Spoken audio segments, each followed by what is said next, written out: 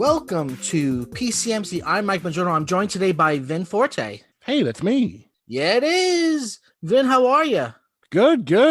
Been working on the at the time of this recording, the Wrestle Rap Christmas special. Ooh. Yeah, so that should already be out by the time you hear this. You can go back in time and listen to that. And that should be Go back in time. yeah, that should be fun. And go check that out. Emilio Sparks, who was on a recent episode of PCMC, Yes. is also involved in that. So if you liked him, you'll probably like this. Yes. I've been trying to get Emilio into more sci-fi.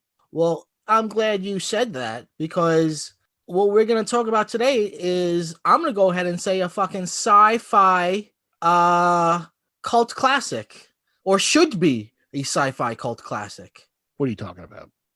I'm talking about 1993's Super Mario Brothers. Ooh, copyright. So, all right. So, if you know anything about the Super Mario Brothers movie, forget it. Well, I was gonna say, if you know anything about it, you know that it's universally reviled, and it's often the butt of many, many jokes. But it's found a cult audience, because if you take it on its own merits, and like okay, there's two ways to look at this movie. Yeah. Is this movie a great representation of the source material? No, God no.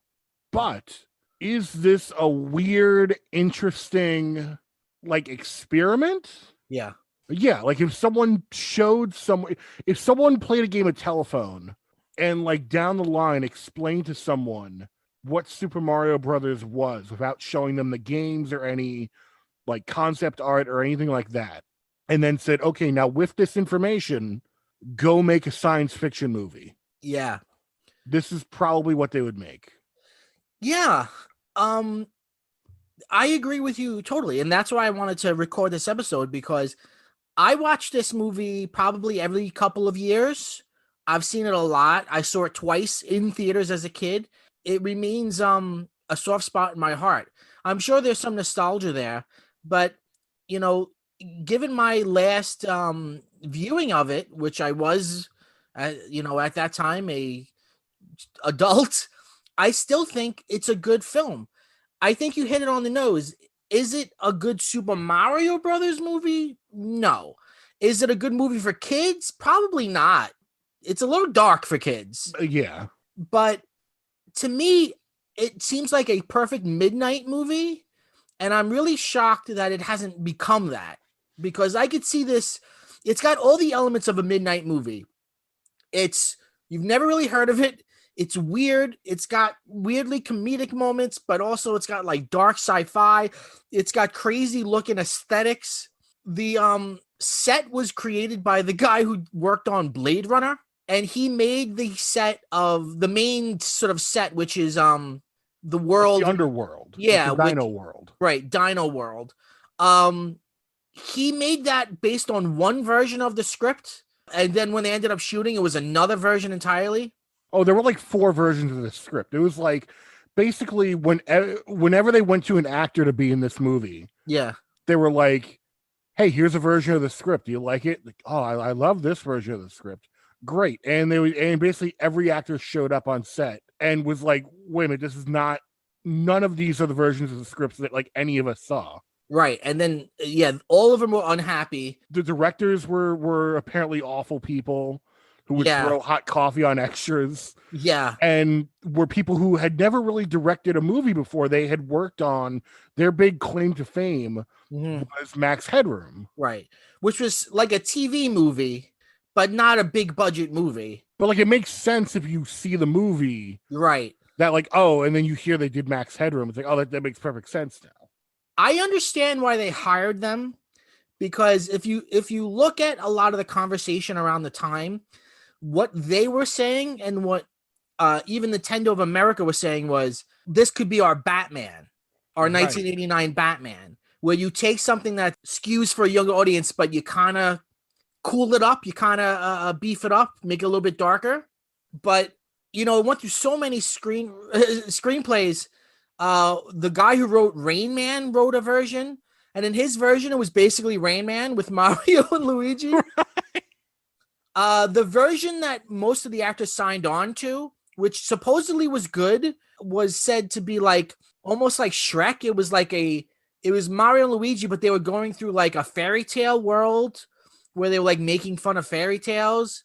And a lot of people were like, oh, that was kind of a witty script. I like that one.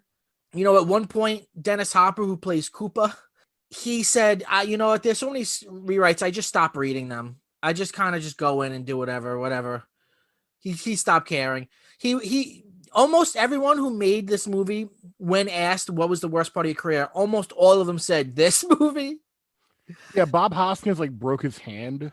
Yes. Well, because they were drinking and driving. Bob Hoskins, very early on, Bob Hoskins was like, fuck this, and just started doing shots on set. And John Leguizamo, who was an up-and-coming guy, he actually turned down a development deal for a sitcom at a network to do this movie. And he was like, oh, all right, well, this older actor's drinking. I guess this is what we do. So they were he was trying to keep up with Bob Hoskins. So they're drinking. And then there's a scene where they have to, there's a scene on Earth in the beginning where they are chasing down another plumbing van because they're plumbers. And fucking John Leguizamo's driving and he's drunk.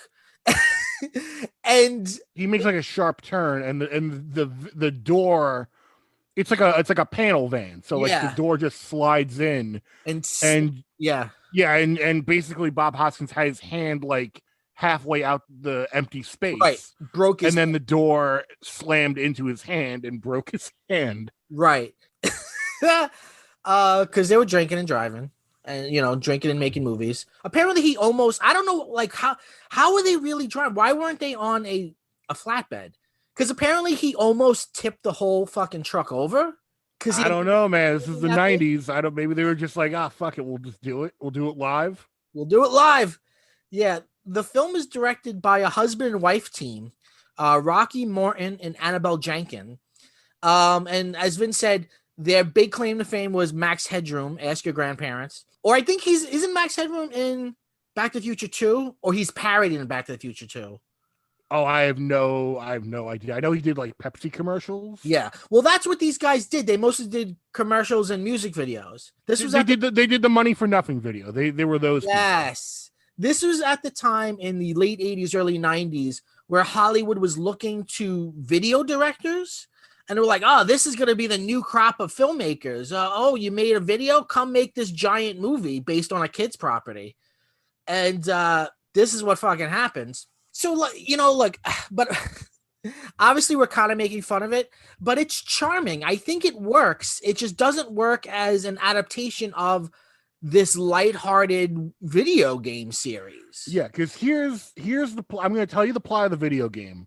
Yeah. And then I'm going to run down from memory because it should also be noted, this is without a doubt my favorite quote unquote like bad movie, like guilty pleasure movie. Yeah. See it a million times. Yeah, me too. So basically the plot of the games, which most of you probably already know, and we'll even simplify it because there are only like 3 or 4 games out at this point. Right. Princess is captured by King Bowser, who's a giant lizard creature. Right. And Mario is a plumber, and he goes through pipes through the Mushroom Kingdom and has to save Princess Peach from other dinosaur creatures.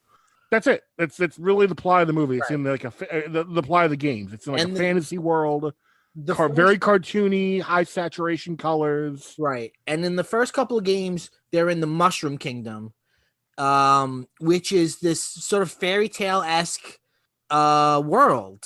And then in the 4th game, Mario World, they're in Dino World. And that game came out during production, which is or when they were writing it, which is why like there's a lot of dinosaur elements in it. And Yoshi's actually in the movie, just thrown in a very weird way. Yeah. I actually love the Yoshi of it because it's so insane that they went this route with it. He's sort of super realistic looking raptor. Oh, yeah. But he's still kind of adorable. And he's still got the tongue. Yeah. He's also a fucking slave. Yeah, he's just kind of there to be in chains. Yeah, this movie is made to make children cry. Yeah, so I gave you the plot of the games. Yes, please. Very simple, basically an elevator pitch. Here's from my memory, the plot of the movie. Um, there's a princess from another dimension who is left in a basket in front of a church, Right. and she has an artifact around her neck that we don't know what that does yet. So she's left there. She's an orphan. She's running around the world as an orphan. Right. And then we meet the Mario brothers, who are plumbers in Brooklyn, real world, real life plumbers. And the first like 20 minutes of the movie are them doing plumber shit. But Mario trying to like mac it to middle-aged Italian women. Luigi being Well, he has a steady girlfriend. He does have a steady girlfriend. Yeah. Luigi is his adopted son. It's never made clear, but it is made clear that they have the same last name. Yeah, but he's like his adopted brother or something. Can you adopt a brother? Yeah, like they don't make it clear, but it's like a father-son, father-brother situation. Yeah. And also John Leguizamo, by his namesake, is not Italian. Right. And then they meet up with Daisy, who John Leguizamo is trying to mac it to. Right. And then on a double date with Mario and his girlfriend, they stumble upon two of Koopa's henchmen, one of them played by what's his face from Short Circuit, Academy Award winner Fisher Stevens. Yes, Fisher Stevens, dressed like the Butabi brothers from Night at the Roxbury, by the way, for the entire movie for some reason. And so they're chasing Princess Daisy to get this artifact. They get it. They get chased down by the Mario brothers and Daisy into a cave where, and I'm pretty sure this is one of the few ideas that you can't say for certain, but did show up later in Mario 64, which is the idea of jumping into a wall and then like that wall taking you to another dimension. Yes. So they go, and now the movie opens up because now they're in this Blade Runner-esque dino world, and now they've got to rescue the princess. So now you're thinking, okay, well, now we're getting closer to the game because it's like now they're on the mission. Now it's the Mario brothers have to save the princess. Oh no, no, not quite that simple. Like I said, this is now Blade Runner. Game was created by David Lynch. Right, like I said, this is now Blade Runner. So Blade Runner rules apply. It's a dystopian future, but it's like underground, but it's also like in another dimension. And we learn that the rock that was around Daisy's neck is going to be used to merge the dino world with the human world, which causes the Twin Towers to prematurely be destroyed before 9/11. And then there's a you gun. Can't blame them for that. No, we can't blame them for that. But it is or can we? But then there's like guns that can devolve you into monkeys, right? And they're based on the super scope, whatever. Right, it's based on the super scope. And then there's Goombas, but they're not what you think they are. They're actually gigantic. Haha, big twist. And then Big Bertha's in it, who is a big fish enemy in the game, but she's a big husky black lady who dances now, who runs what was a strip club, and there were actual erotic naked dancers on set. And then I think either the studio or Nintendo was like, "Are you fucking kidding me?" Right. And like removed them last minute. So now it's just like a dance club. She's the proprietor of this dance club, and she's horny for Mario. Oh, she's way horny for Mario. And then we're even forgetting King Koopa, who's played by Dennis Hopper. Oh my god! You would think, well, he's a big dinosaur, right? Well, no, but he does turn into a dinosaur at the end of the movie for like 5 seconds before turning into a big pile of goo. But don't worry, when he does that, he doesn't look like Bowser from the games. No, not at all. He just looks like a very bad facsimile of like the T-Rex from Jurassic Park. Yeah, and then basically, so now the Mario brothers are going through Dino World, but you're thinking to yourself, well, okay, they're going to go through like lush, exotic kingdom. No, again, like I said, you got to pay attention. This is Blade Runner. Right. So they're going through corridors, lots of corridors. Industrial looking. Big circular fans, big tan pipes, and that's pretty much like the rest of the movie. But there's also, to try to tie in the idea that, the famous power-up for Mario in the very first level is he eats a mushroom and he becomes Super Mario. So to tie in that power up, there's fungus everywhere. Right, Like because the gross skin was turned into fungus. Right. And it's kind of gross looking. It just looks like snot everywhere. And then like the Goombas, which I mentioned before, they dance now. Yes, they do dance. Yeah, They dance, and also everyone walks the dinosaur. Yes, that which was is the dominant song from the soundtrack that plays in this movie. I loved that song as a kid. I remember It's a great song. Song on The Box. Oh, absolutely. Ask your grandparents' kids about The Box. Yeah, just ask your grandparents about The Box. And no, we're not talking about that Frank Langella movie. No. We're talking about a cable channel where you could call in and order a video. And then, I don't know, in an hour or two, it'll come on. And I think it's like, it was like $3 or something. $3? Yeah, I remember it was, you paid for it in some way, didn't you? No, I don't know. Anyway, kids, it was weird. It was a weird time. Yeah, but so then they save the kingdom, and that's the end of the movie. And then they tease that the sequel was going to be Donkey Kong. Right. Yeah. It has the hubris to end on a cliffhanger. Princess Daisy runs in looking full Sarah Connor. She's got on like the tank top and the gun. And she's like, Mario, Luigi, I need your help. You're never going to believe this one. And then, like, oh, I'll believe anything now. Yeah. Cut to next year. No, nothing happens. Yeah, no. Yeah, you point out, you bring up an interesting point, which is the movie aesthetically is really nothing like the games.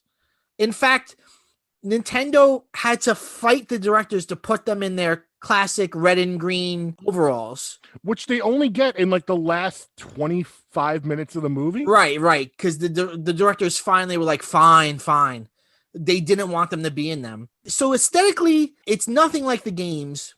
And tone-wise, it's nothing like the games. Yet the film is filled with weird analogs.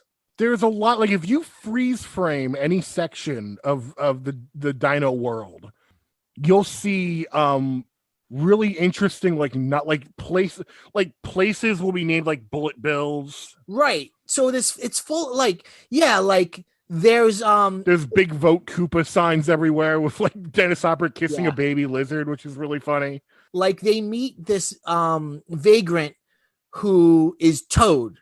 And you only know it because at one point they call him Toad. And is he Toad from the game? No, Toad from the game is a little cute walking, talking mushroom.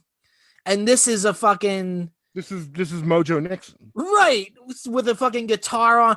So you got that. You got Big Bertha. Big Bertha in the game is simply it's a fish. It's a big red fish. But this is a big woman wearing a red outfit, a red leather outfit, who's like really seducing Mario. Yeah, so it's like it's filled with all these analogs to things in the games. It's like a translation of. It's not an adaptation. It's a translation. And you gotta understand this, kids. This was the first movie based on a video game. And if you think no one respects video games now, at this point, Hollywood was like had no respect for it. So they were like, they kind of went about it as an impossible task, which I think was the wrong mindset because there's at least enough of a story there. They could have got closer. They absolutely could have gotten closer. It reminds me of how they did the Masters of the Universe movie, where they kind of start on this wrong foot of going, well, we can't do that. So it's like, well, no, why can't you do that? Why can't you have, Battle Cat? Why can't, you know what I mean? So it starts off on this thing of like, well, that's this, a video game is a little frivolity. So we're just going to be sort of inspired by it. Also, we have not mentioned yet the sort of, I don't know if we would have picked up on it 10 years ago or even like 5 years ago, but given the current climate, there's a big elephant in the room, which is that Dennis Hopper is basically playing Donald Trump. Yes, he is. From the hair to the hand motions to everything. Like he is playing a Trump. Because they take him from what he is in the game, which is a big dinosaur, and they make it. There's this whole thing in the movie about evolution and de-evolution. He creates a machine to de-evolve people, and when he puts you in it, you turn into a dumb dinosaur, which is what the Goombas are. So he is an evolved T-Rex. So, what he looks like is he's Dennis Hopper, but he's got like this weird hair, and he's wearing a suit, and he's sort of in complete control of everything. He's a despot. He's a dictator. And it is this weird, scary world. I mean, I think as a kid, the world and the people in the world are the most sort of oddly disturbing thing. Because they're like human, but they have like weird traits. Right, because they're the idea is like when the meteorite that killed the dinosaurs happened, it didn't really kill them. It created two universes, one where mammals can evolve on the surface, like our world, and the other is this underworld where dinosaurs would evolve. So they're humanoid, but they're supposed to be evolved dinosaurs. But they're also assholes. Like really early on, they meet an old lady, and you think she's gonna be a sweet old lady, and she fucking teases Mario.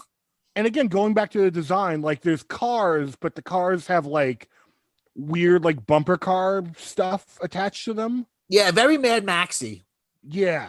Yeah, because the cops are like very scary looking, and it's pretty. Yeah, and when Mario and Luigi scary first cops, you say? I know. Well, it's a fantasy. When Mario and Luigi first get there, they're like arrested. Yeah, and specifically the cops are like, "Oh, we got plumbers in section 38." It's like, what? Like, yeah, again, there's so many people who wrote this movie, but whoever somebody along the line thought it was really funny to lean into the plumber thing. So like, and the whole reason there are plumbers in the game is because warp pipes are a big part of the gameplay. So like Mario goes through pipes. right. But in this, it's like Koopa hates plumbers, and it never makes sense why. He's just like, oh my God, they're plumbers. I hate plumbers. Get those plumbers. It's just like the amount of times people say plumbers in it. I know, it might as well be like Revenge of the Nerds. It's just every 2 seconds, like, oh, you plumbers. You fucking plumbers. And Mario uses his plumbing to save the day. At one point, they're going through a pipe, and there were Goombas chasing them on it's kind of like a bobsled situation. And Mario sees a hole in the ground, and he puts a fucking wrench in it. So the Goombas hit it, and they fucking fly all over, and it's wild. But again, to switch to the more positive, it's a feast for the eyes. I mean, they clearly were going off half-cocked, and everybody working on the movie was doing their own movie, but everybody was trying something. Oh, yeah. And one of the things that I don't think gets enough attention is that we all talk about how great and interesting the set design is. Yeah. How perfectly 90s is everyone's clothing in this movie? Oh, yeah. Like Yeah. all the women like that are captured near the end of the movie, like all their like going out clothing that they were captured in is like perfectly like going out in 1993. Right. Like all the date clothing that Mario, like when Mario's trying to mack it to Big Bertha, he's got on this like obnoxiously 90s like mustard yellow suit. Yeah. And by the way, I loved one of the things that I think they get it from Bertha is they get these boots that let them jump. Again, it's a way of it's making an analog to the jumping in the game. So Right. like they can do these power jumps with these boots. And I still think they're cool looking. Yeah, I think like if you were gonna translate that to a movie, like that part of it worked. It's just a shame they weren't dressed like that for more of the movie. Yeah. And like there were action figures for this movie, and I was just looking at them again online on eBay, and I still think they're pretty cool. I like the design of Mario and Luigi, especially towards the end when they get into they're not wearing overalls like they do in the game, they're wearing like jumpsuits. But it works. It's the color scheme, yeah. It's not bad, it's cool. And I guess another positive thing I would say is even though he's clearly drunk and hating it, Bob Hoskins is great. He's just Bob Hoskins is Mario. Yeah, he was such an amazing actor. And even when he's fucking not trying, he's fucking great. And And John Leguizamo is great. John Leguizamo has a lot of charisma. Like I get it. Yeah, him and Samantha Mathis, who played Princess Daisy, they actually started dating on when they were filming the movie. So there's a lot of chemistry between them. I actually think there's really good chemistry between Mario and Luigi. I've always loved the chemistry between the entire cast in this movie. Yeah. And honestly, again, going back to the set design, like we're talking about the set design in the Dino world. Yeah. But in terms of like capturing like a snapshot of what Brooklyn looked like at that time. Yeah. They did a really good job. Yeah. Yeah. And I feel like Mario looks like your Italian uncle. Like they didn't when they're going on a double date and Mario's like he's got the fucking he's eating meatballs and he's got the fucking the thing in his shirt, the fucking napkin down the shirt. And I was like, yeah, I know that guy. And they gotta put the charm on it, Luigi. When I was a kid and I found out that he actually was English and had an English accent. Oh, blew my mind. Blew my fucking mind. Because he's also Eddie Valiant from right. So if you're a kid, all I knew him from at that time were the Mario Brothers movie and Roger Rabbit. Right, where he's a gruff Italian man. Right. Some people will say like, oh, he's just doing Eddie Valiant. But I would push back against it. He's doing an American accent. But, I'm going to say Eddie Valiant's doing a Mario. Well, that makes zero sense, Vin. No, because Eddie Valiant is dejected and Mario is pretty nice. In the beginning, Mario is sort of sweet and helping Luigi. And then when the adventure starts, he's kind of like an old man, like, I don't know, I don't trust this, whatever. I think he actually played Mario great. Better than the other choices. I mean, let's talk about Tom Hanks. Yeah, Tom Hanks got really fucking close. And I think it was Nintendo who rejected him because at this time, his most recent films were The Burbs and some other movie that failed. So yeah, Philadelphia didn't happen yet. Forrest Gump didn't happen yet. Right, he was on his comedic downturn, and they thought, oh, this guy's moving out of here. And but they changed the script for him. They made him younger. So like they were constantly changing things for people. And the first person on board to play Mario was Dustin Hoffman, who that's where the Rain Man script came in. Right. And he really wanted to play it. Like he was behind that. Well, it should also be noted that apparently like several members of the cast had no idea this was based on a video game. Yeah, Bob Hoskins, I think, didn't figure it out until like on set. Bob Hoskins didn't know until he saw his son playing the game of the movie he was going to be in, and asked his son, "What are you playing?" Right, and then he took a shot of something down the hatch.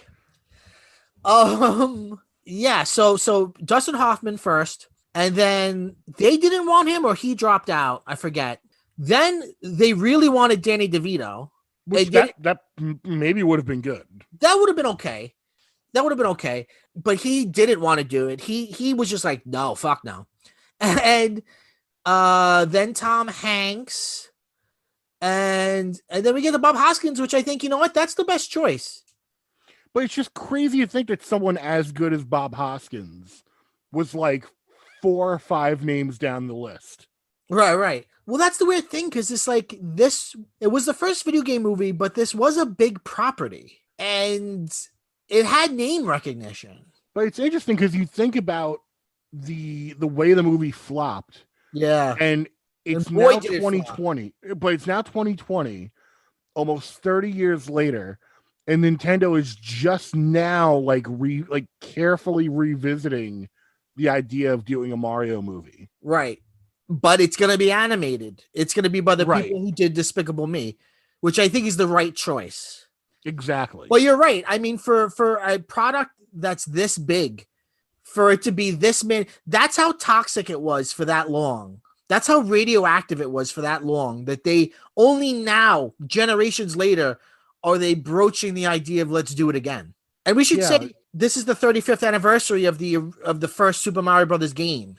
And also in the last couple of weeks, we've been seeing videos and images from Super Nintendo World at Universal Studios Japan, which is a Mario themed park, which looks amazing. Awesome. Like you want to do like they have a whole Mario Kart like track Yeah. that And you like can do. they have like basically like what Disney has with Magic Bands, but when you have them, you can like hit the blocks.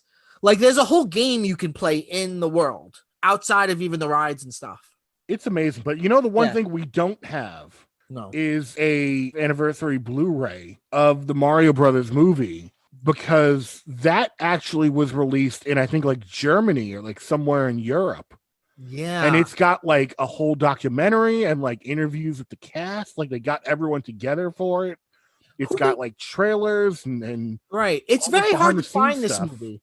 It's not the only place you could find. It's not streaming anywhere currently, and there's you can find like DVD or Blu-ray, like very bare bones Blu-rays that were from a couple years ago. You could find them like on eBay or whatever, but there's no like current release. It's kind of buried, and it's not. I think it's not fair. Who do you think's behind that? You think it's Nintendo behind that, or what? I don't know, because again, like what boggles my mind is that they put out this massive Blu-ray like re-release in other countries, but we haven't gotten it yet. And I wonder if that's strictly because we're just a bigger market and they're you know, it's like when they were going to release the new Spider-Man movies, and for a little while they held off on re-releasing the like Tobey Maguire and Andrew Garfield Spider-Man movies. Oh, so you think maybe they're preparing for this new Mario movie and they don't want new fans to like know, like if you know about it, you know about it, but like they don't want people walking into a store and there being like some weird market confusion. You know, the way I always thought of it as a fan, both of the games and the movie, is, you know, when you make a movie of a property, especially back then in the 90s, there was this feeling like this is the movie, you know, Mario, the movie, Tom and Jerry, the movie. Like movies at that time were the ultimate medium. Nothing was more important. And if you made a movie of something, oh my God, was that official? And for me, I think I always thought of this as like this weird alternative reality cousin. Like I love it as much as I love other Mario things, but it is not Mario the movie. You know what I mean? It's wild. I mean, it is wild, and that's why I like it. And I don't like it. I to be completely honest with you, I do not like it in an ironic way. I don't like it like The Room. I don't like it like Plan 9 from Outer Space, where it's so bad it's good. I actually like it. It's actually interesting, got good performances. It's a curio. It's a weird sci-fi movie. You know, if it wasn't Mario, if it wasn't called Mario and the names weren't names from the Mario games, I think this movie would actually be more fondly remembered. It would be like Mad Max or something. People would be like, oh, you ever see that crazy movie about the plumbers? And you know what I mean? It's because it's Mario, it's thought of as bad. Yeah. Oh, absolutely. Like I've always, again, going back to what we were saying at the beginning, in a vacuum, it's a bad Mario movie, but it's not a bad science fiction movie. Not at all. Not at all. And you know what? Let me say this in defense of the production. Whenever a movie fails, and it had a hard production, people go, well, look, there was 7 screenwriters and 2 different directors and recast. Let me tell you something. Every Hollywood movie does that. Every Hollywood movie. But when it succeeds, no one talks about it. Do you realize when Marvel made Iron Man, they rewrote the script 1,000,000 times, and they rewrote the script based on what Robert Downey Jr. wanted and what Jon Favreau wanted, that they were getting new pages every day? Yeah, that's the Hollywood game, baby. Right. Firing a writer and rehiring, you know, The Wizard of Oz went through multiple directors. And you know what? Who directed that movie, because different segments of the movie are directed by different directors. And you know what? Going back to the Iron Man thing, like they're probably right to do that, because like we'll take the case of Iron Man. You would want Robert Downey Jr.'s input because he's going to be playing this character for like 10 different movies. So of course he's got to get his say. You don't want a writer to come in like right off the bat and like ruin Iron Man. Yeah, like so when people go, oh, did you hear about the production? It was crazy. It's like, most movies are like that. Most It's like movies when have, the most recent movie I can remember where there was a big to do about that I think actually like affected perception was Solo, right, and because they Solo turned out reshot a lot fine. of it. I think Solo, we've talked about this to death. Me and Vin are huge Solo fans. I think it's one of the best things in the Disney era. And I think not only is it one of the best things, I think it's actually one of the least messy things. You know, like when I look at The Rise of Skywalker, I see a bunch of different voices and too many people, too many chefs. When I look at Solo, I see a good script and I see Ron Howard as a director. Like, that doesn't look like a mess to me. Right. It feels like they made a big to do about like, oh well, they took out the Lego movie guys, Right. and they brought in Ron Howard, and it's going to create this whole mishmash. Right. Because honestly, like that's kind of what happened with Rogue One. Right. But you're right. Which what feels like a is, mess. Rogue right. One feels like a mess. The tone is all over Rogue One. The pacing's all over the place. Right. But what Solo feels like is, you're right. It feels just like they kept the bulk of the the Lego movie guy's script, and they just had Ron Howard like smooth out the direction. Right. And this goes back to the fact that ideologically, I am not an auteur theory person. I think that the prevalence of the auteur theory and the idea that films have a singular vision is part of why people see this as bad. They go, well, how can this isn't a work of art because the director changed or the writers changed, and you know what I mean? They were constantly recasting the creative team. And to me, it's like, well, movies take hundreds of people to make them. And a movie is always going to be a weird product. And to me, that's still art. Like, I don't care if, going back to The Wizard of Oz, can you look at The Wizard of Oz and say that's a bad film? That's one of the most beloved films of all time. Well, in the auteur theory as the production was a mess. Well, in the auteur theory as a sort of cultural idea also is very misleading, because people think of the auteur theory as being like a very high bar, like, oh, the greats are, they all are auteurs. Right. You know who's more of an auteur than most filmmakers? Fucking Kevin Smith. It's funny when you said that, I was going to say Michael Bay.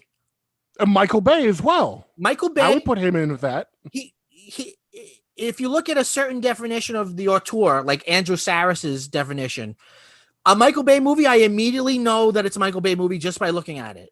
Like, there's a distinct style there. He's an auteur. Now, it's this, but that's the thing when a movie fails. Whenever a movie fails, there's always a sort of post-mortem of like playing the blame game. And these directors, by the way, never directed a movie again. No, well, they were also shitty assholes too. Yeah. And I think part of that is also why the movie didn't totally succeed, because I think they did themselves no favors in making enemies out of everyone, including the crew.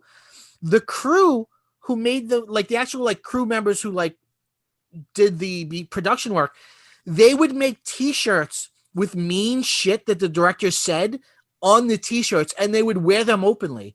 It was like an open revolt, and Bob Hoskins fucking hated them.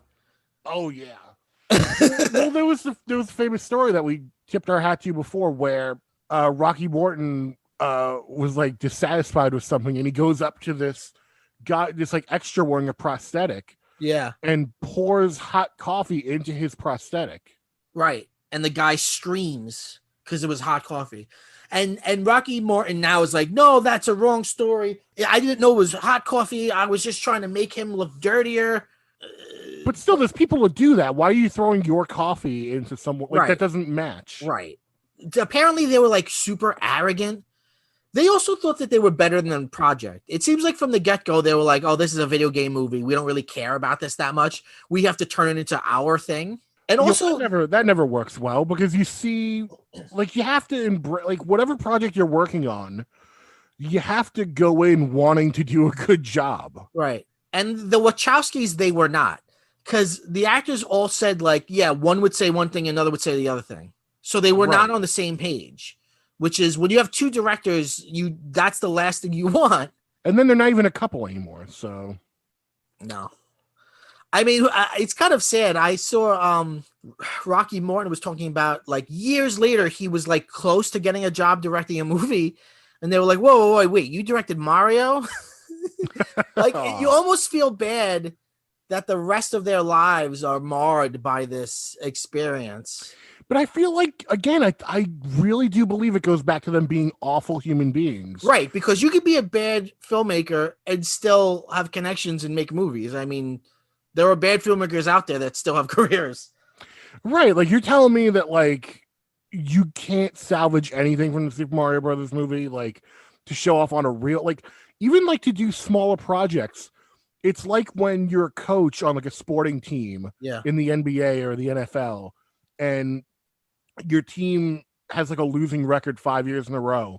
It's like you have fans going, "Oh, well, that person's never going to get a job again." And it's like, well, they'll get a job. They're just not going to get a big budget coaching or directing job. They'll be an offensive coordinator. They'll be like a hired hand, but like they're not going to get. Yeah, they may not get the big job, but like you're telling me Rocky Morton can't get work at all over the past 30 years? Like I don't believe that. Right. You know, being an asshole is a big deal.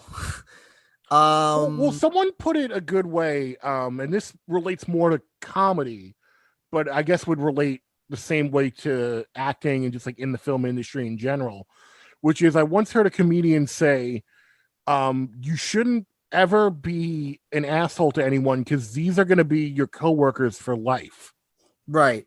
Like you never know where they're going to pop up. Like you never know who you're going to be working with. So like, why not just, you know, dot your I's and cross your T's. Yeah. I mean, I don't give a shit whether they work again or not, to be totally honest with you.